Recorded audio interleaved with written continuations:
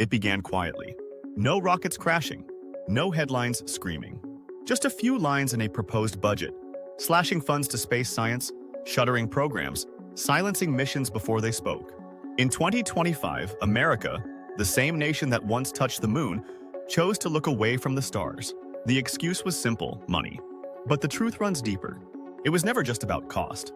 It was about belief, about whether we still think discovery is worth the effort, whether we still believe in asking big questions, ones that don't come with quick answers or immediate returns. Cutting NASA's science programs might seem like just another political move, but its impact is seismic. Because what we lose isn't just exploration. We lose momentum. We lose infrastructure. We lose generations of inspiration, invention, and imagination. Weather satellites that warn of floods, imaging systems that detect cancer, GPS networks that keep the modern world moving. These aren't luxuries, they're lifelines. And all of them trace back to space science. When you dismantle the foundation of exploration, you don't just halt the future, you distort the present. You create a society that's reactive instead of visionary. A world where we respond to disasters instead of preventing them. A world where students grow up seeing stars only in photos, never in their future.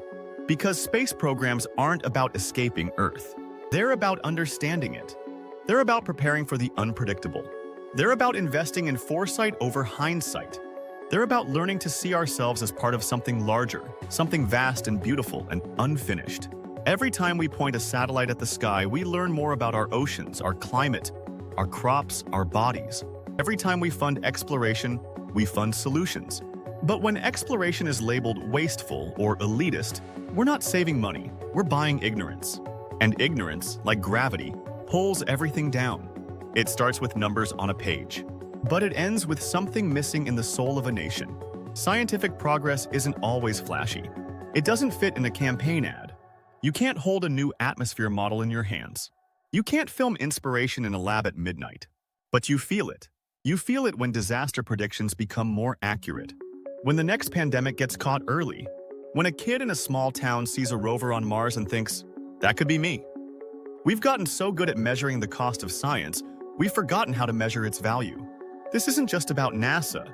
It's about who we empower to dream, about which minds we cultivate and which we silence. If funding disappears, who builds the tools to track melting ice? Who designs the lenses that peer into the birth of galaxies? Who writes the code that helps us understand chaos in the climate?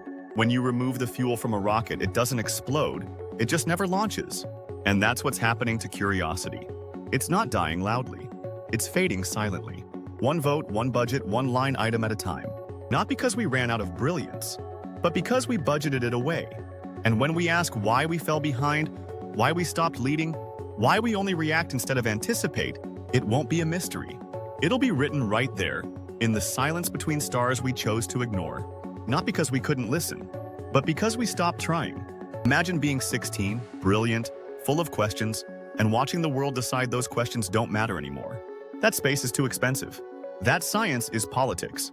That your curiosity won't find a home. We risk building a future full of people who can calculate rocket trajectories, but never try. Because they saw those dreams defunded before they began. You can't inspire students with budget cuts. You can't recruit visionaries with silence. The road to the stars is paved with stories, with signals from Mars, and sounds from black holes and headlines that say, look what we did. Take that away and the classroom dims. The spark fades. We've spent decades fighting to make science accessible. Outreach programs, internships, scholarships, they opened doors for those who never saw themselves in lab coats. Now, those doors are quietly closing. Not with a bang, with red tape. What's the cost of never seeing yourself in the future? It's not just about missions. It's about kids deciding not to try. It's about dreams that shrink to fit the silence.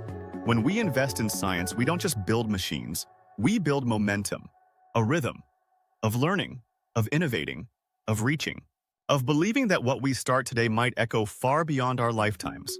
Break that rhythm and the culture shifts. We settle, scale back, aim lower, until one day we're not disappointed by what we didn't discover. We're shocked that we ever tried at all. That's the erosion no one warns you about. Not the death of knowledge, the death of intent. And if we're not careful, the most brilliant minds won't leave the country. They'll just stop speaking. Because they'll have learned from the start that no one's listening. Every great civilization leaves behind a signature. Some built pyramids. Some carved legends into stone. Ours reached for the stars. But reaching isn't easy. It takes patience and risk and faith in things that don't always pay off tomorrow. It takes a society willing to plant trees whose shade it may never sit under.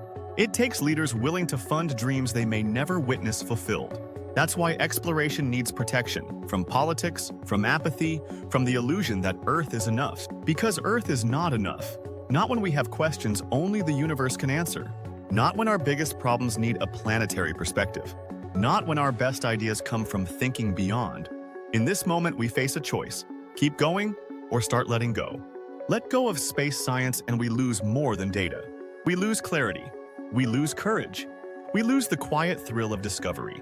We trade invention for imitation, vision for short-term gain, a sky full of questions for a screen full of noise. And somewhere down that path, we become smaller. Not because the universe shrank, but because we did. But there's still time. Time to defend the programs that map our planet and others. To amplify the minds who study cosmic origins. To fund the curiosity that keeps this world from going numb. To protect the spark before it becomes ash. To remember that exploration has always been the first light against the dark. There's time to say, the stars still matter. Because in the end, it's not just about science. It's about who we are when we're at our best. When we look up, not out of fear or habit, but wonder. And if we want to leave behind more than debt and division, maybe it's time to remember. The universe never stopped calling. We just stopped answering.